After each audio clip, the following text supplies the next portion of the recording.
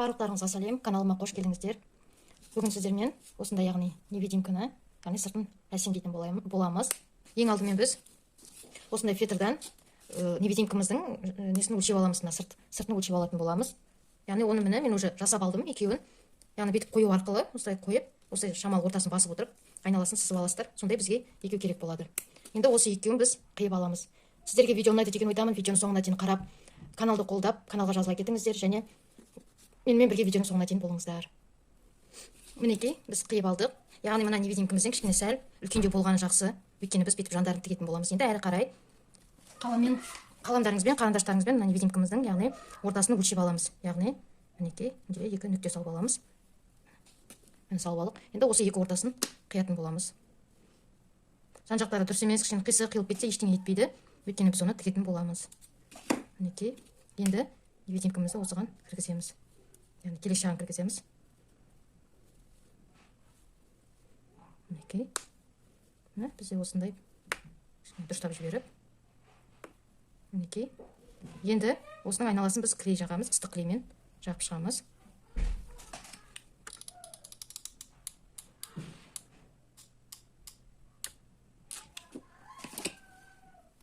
Мінекей, клейлеп алдық екі жағын.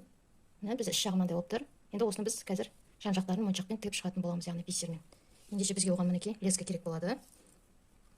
Кішкене үлкендеу қылып қиып аламыз. Мінекей, лескамды, яғни монолитімді инеме кіргізіп алдым. Және лескамның бір жақ басын, яғни бүйтіп түйіп алдым. Енді бізге мына лескамыздың кішкене астыңғы жағынан, яғни жібіміз астында қалып кететіндей, міне көрініп тұрған шығар. Соның астынан бүйтіп кіргіземіз. Екеуінің яғни астына бүйтіп қалып кетеді.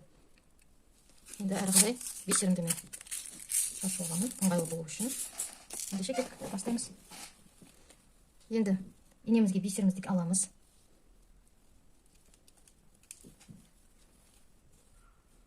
Келесі жағынан, яғни екі жіпті бірдей, міне, екі фетрімізді бірдей аламыз. Мінекей, және қайтып бисерімізге кіреміз.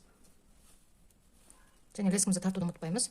Сол кезде міне біздің бисеріміз тігінен тұру керек. Әзірше көрінбейді. Қазір тігіп бастаған кезде білінетін болады.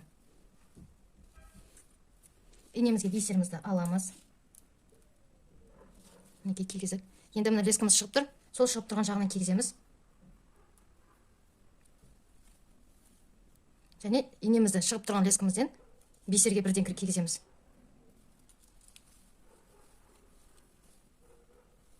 Және лескамызды тартуды ұмытпаймыз. Мінекей. Дәл солай қайталана береді. Қайтып. Бисер алдық. Лескамыз шығып тұрған жақтан міне кіргіздік. Инемізді кіргіздік. Сіздерге көрініп жатыр деп ойлаймын. Мінекей. Енді міне инеміз шығып тұр. Сол шығып тұрған жақтан бірден бисерге кигіземіз. Және қатты тартамыз. Мінекей. Бізде осылай шығып жатыр. Яғни мына дұрыс емес қиылған жеріміздің бәрін осылай бисермен тігіп шығамыз. Әрі қарай өздеріңіз өз беттеріңізше тігіп шығыңыздар. Түсінікті деп ойлаймын. Мінекей, мен бір жағын бітірдім. Енді келесі жағын. Сіздерде де осылай шығып жатыр деп ойлаймын. Дәл осылай әрі қарай жасай береміз. Мінекей, мен жан жағын тігіп шықтым. Бізде мінекей осындай болды. Енді инемізді бекітеміз, яғни ешқандай қиындығы жоқ. Мынаның арасынан өткізіп, моншақтардың арасынан қайтып шығарып, артығын қиып тастаймыз. Мінекей, бәрін қиып тастадым, бізде осындай шықты. Енді мына жерін мен гүлмен әсемдегім келіп тұр. Яғни ол үшін бізге осы керек ватный палочканы аламыз, мақтасын алып тастаймыз. Және бізге осындай тоқыма жіп керек болады. Соның астын ватный палочканы кіргізіп, соған байлайтын боламыз. Мінекей.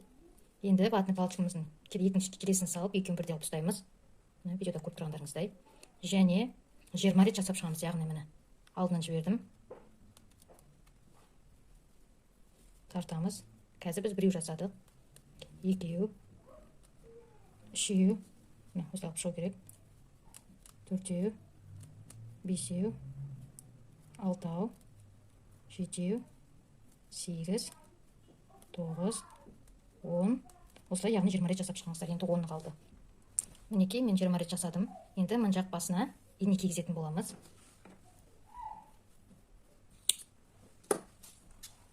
Мінекей, ине кигіземіз. міне ине кигізіп алдық, міне шығып тұр.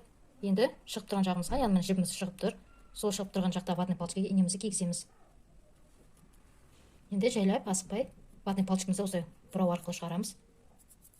Мінекей, міне инеміз шықты. Енді соны жайлап тартамыз. Мінекей, келесі жағы дәл солай ватный палочкамызды кіргіземіз.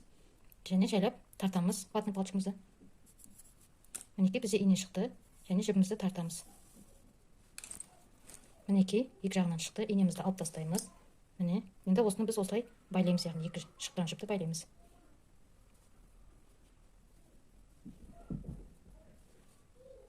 Мінекей, енді артығын былай қиып тастаймыз. Мінекей, бізде осындай шықты. Енді дәл осындай бізге бесеу керек болады. Мінекей, 2, 3, 4, 5. Енді инемізбен жіп аламыз. Мінекей, инемізге жіп өткізіп алдық. Енді жайлап осы жасағандарымызды инемізге кіргіземіз. Яғни гүл сияқты шығаруымыз керек.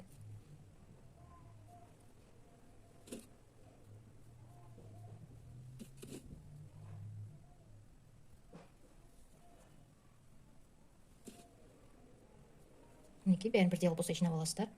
Және инемізді шығарып тігеміз.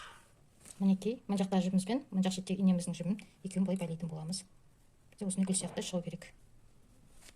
Мінекей, бізде осыны гүл сияқты шығып отыр. Енді инемізді осының астынан ортасына шығарамыз. Және ортасына моншақ тігетін боламыз.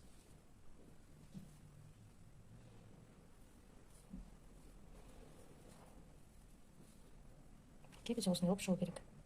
Мінекей, бізде осындай гүл шықты. Енді осы гүлімізді клей жағып, осы жерге былай әдемі етіп орналастырамыз. Мінекей, орналастырдым. Бізде осындай невидимка дайын болды. Өте әдемі. Оңай ашылып, оңай жабылады. Жан-жақтары моншақпен бекітілген. Өте әдемі. Өздеріңіз қолдан жасап көріңіздер. Үйде кішкентай қыздарыңыз болса, сіңлілеріңіз болса, осындай қол өнер үйретіп, осындай өз қолдарыңызбен осындай әдемі шашқа тағатын бұйымды жасап шығарсаңыздар болады. Өте әдемі. Сіздерге видео ұнады деп ойлаймын. Еңбегімді бағалап, каналға жазылып, подписаться батырмасын басып, өз ой пікірлеріңізбен бөлісе кетіңіздер. Және де лайк баса кетіңіздер, егер де сіздерге осы видео ұнаған болса. Келесі кездескенше сау болыңыздар.